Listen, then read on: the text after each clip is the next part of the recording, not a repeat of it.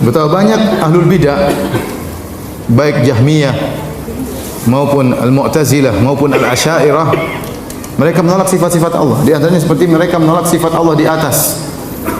Dalilnya apa? Akal mereka.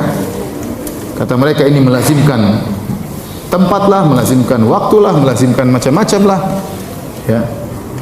Padahal terlalu banyak dalil menunjukkan Allah di atas. Banyak sekali dalilnya. Rasulullah SAW ya, berdoa mengadahkan kedua tangan di atas.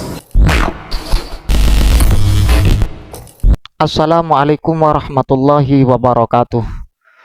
Alhamdulillah wassalatu wassalamu ala rasulillah wa ala alihi wa sahbihi wa man wala amma ba'du. Pada kesempatan kali ini saya akan mengulas tentang persoalan takwilul makna dari Ar-Rahmanu 'alal arsyistawa yang pada identik dengan kalimat istawa.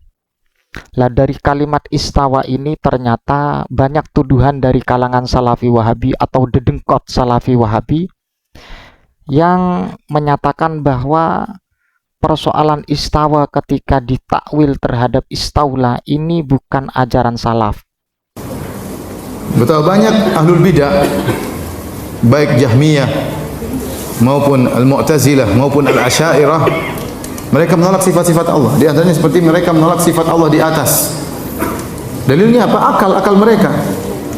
Kata mereka ini melazimkan tempatlah, melazimkan waktulah, melazimkan macam-macam lah. Ya. Padahal terlalu banyak dalil menunjukkan Allah di atas. Banyak sekali dalilnya. Rasulullah SAW ya, berdoa mengadahkan kedua tangan di atas. Ini adalah ajaran menyimpang. Dan kita buktikan apakah memang benar-benar apa yang diprinsipkan atau apa yang menjadi tuduhan dari Salafi Wahabi pengikut Muhammad bin Abdul Wahab. Tenang. Ulama salaf tidak memberikan takwil terhadap istaula. Pada intinya saya seringkali membahas ini terkait dengan persoalan tafwid dan kemudian takwil itu ada dasarnya semua dari kalangan salaf. Hanya saja dari Salafi Wahabi ini ya namanya Salafi ya salah fikir, kemudian Wahabi wawasannya hanya bid'ah dan tidak ada yang lain, kemudian dia mengklaim paling benar sehingga yang lain itu salah. Jadi seperti itu. To the point, ada beberapa ulama dari kalangan ahlu sunnah dan ini notabene-nya adalah ulama salaf yang memberikan sajian atau kajian terkait dengan beberapa penjelasan mengenai istiwa atau istawa. Yang pertama saya perlu jelaskan bayanu man ta'awwala min ulama'i ahli sunnati al-istiwa'a alal arsy bil istila'i wal qahri. Yang pertama adalah Al-Imam Al-Adib Abu Abdurrahman Abdullah bin Yahya Ibnul Mubarak wafat pada 237. Karena arifan bil lughah wan nahwu, beliau itu pakar atau alim dalam bidang bahasa dan kemudian nahwu. Qala fi kitabihi, beliau Ibnul Mubarak berkata dalam kitabnya Gharibul Quran wa Tafsiruhu. Kitab namanya adalah Gharibul Quran wa Tafsiruhu, redaksinya manasuhu Ar-Rahmanu 'alal arsyistawa, surat Thaha, istawa ay istaula. Bisa Anda cek sendiri. Ini wafat pada 237. Kalau dibandingkan dengan Sholeh Fauzan, Albani, Al-Utsaimin dan apalagi kepala-kepala dari Wahabi ya Ustadz Firanda, Khalid Basalama dan kemudian yang lain, ini mah jauh beda ya. Dan kemudian Muhammad bin Abdul Wahab, ini satu kesalahan yang menjadi beban pikiran dari mereka. Jadi ginilah efek orang-orang yang paham lahiriah saja tidak paham bagaimana secara mendalam ya atau ta'amuk dalam persoalan istiwa itu sendiri. Kemudian yang kedua Al-Imam Abu Ishaq Ibrahim bin Sari Az-Zajjaj, ini wafat pada 311.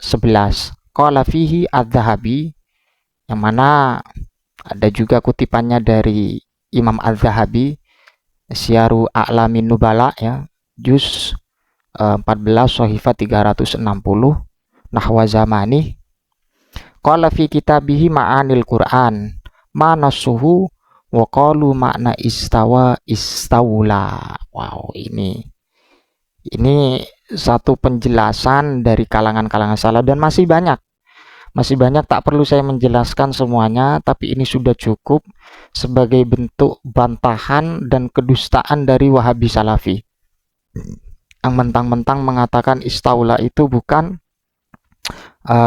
ajaran atau bukan kajian yang disampaikan oleh ulama salaf. Ini kedustaan yang perlu juga kita bongkar dong. Karena kita berbicara tentang persoalan ini ya harus berdasarkan dalil, dan dalilnya memang betul-betul salaf, bukan kholaf. Jadi kalau kita menggunakan dasar yang disampaikan Bin Bas, Albani, dan kemudian ulama-ulama yang lain, ya pastinya itu bukan salaf tapi kholaf. Jadi kalau kita tarik kesimpulan, Wahabi itu khususnya yang ada di Indonesia ini ya cuman backgroundnya saja, dia backgroundnya salaf, kedoknya salaf, akan tetapi fakta dan realita yang sering ia sampaikan pengikut setia dari Bin Bas, Albani, Al-Utsaimin, dan seterusnya. Jadi seperti itu ya, bisa difahami bagi kelompok Wahabi wawasannya hanya bid'ah. Jadi Al-Adib Abi Abdurrahman bin Abdullah bin Yahya Ibnul Mubarak, dan kemudian juga Abu Ishaq Ibrahim bin Sari, kemudian juga Az-Zahabi juga, kemudian Abu Mansur Al-Maturidi juga wafat 333 tahun. Ini termasuk juga imamu ahli sunnati wal jamaati. Jadi kita sudah tahu bagaimana sih persoalan yang menjadi perbedaan dan sekaligus menjadi tuduhan mereka kepada azwajah. Kita sudah tahu manakah yang benar-benar mengikuti salaf dan manakah yang benar-benar mengikuti kholaf. Jadi seperti itu ya, mudah-mudahan bermanfaat dan ini bisa kita jadikan pedoman ya. Kecuali bagi Salafi Wahabi ya kita nunggu hidayah ya.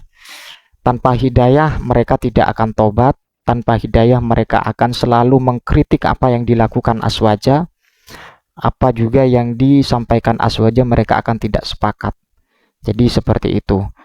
Apapun banyak redaksi yang kita sampaikan, ya kecuali nanti dapat hidayah, baru mereka itu akan mengikuti kajian dari azwajah. Tanpa hidayah sulit ya. Sulit karena mereka doktrinnya doktrin terjemahan, kemudian mereka itu doktrinnya doktrin lahiriah saja, atau paham teks saja, tidak sampai ta'amuk mendalami yang sebenarnya apa sih yang dimaksud dalam kandungan ayat itu. Mudah-mudahan bermanfaat apa yang saya sampaikan, kurang lebihnya terima kasih. Semoga diberikan kesehatan segalanya dari kalangan azwajah ya. Kita bongkar terus apa yang menjadi pemahaman Wahabi ini agar tidak menjadi doktrin kedustaan dari mereka. Assalamualaikum warahmatullahi wabarakatuh.